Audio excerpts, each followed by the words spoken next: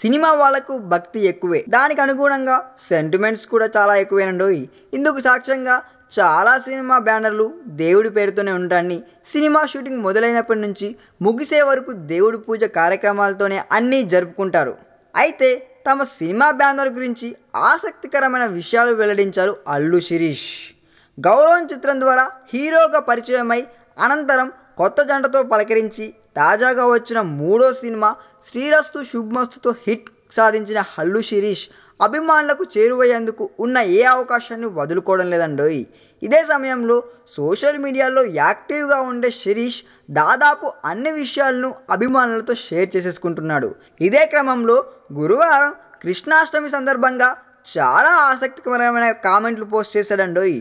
ముందుగా అభిమానులకు కృష్ణాష్టమి శుభాకాంక్షలు తెలిపిన శిరీష్ భగవద్గీతను ప్రపంచానికి అందించిన కృష్ణుడికి పుట్టినరోజు శుభాకాంక్షలు అని ట్వీట్ చేశాడు.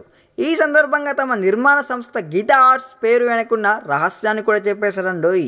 మా నాన్న భగవద్గీత ద్వారా ఎంతో ఇన్స్పైర్ అయ్యారు, అందుకే మా బ్యానర్కు గీతా ఆర్ట్స్ అని పేరు పెట్టారు అని శిరీష్ అభిమానులకు తెలిపారండోయ్.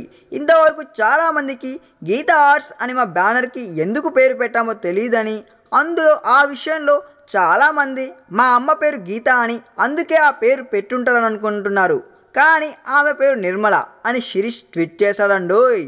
ఆ ట్వీట్లో 100% నిజమే ఉందని మనం కూడా ఆశిద్దాం. ఈ వీడియో మీకు నచ్చినట్లయితే సబ్స్క్రైబ్ చేయండి. ఫిలిమి స్టార్స్ బోలెడంత న్యూస్ బోల్డ్గా.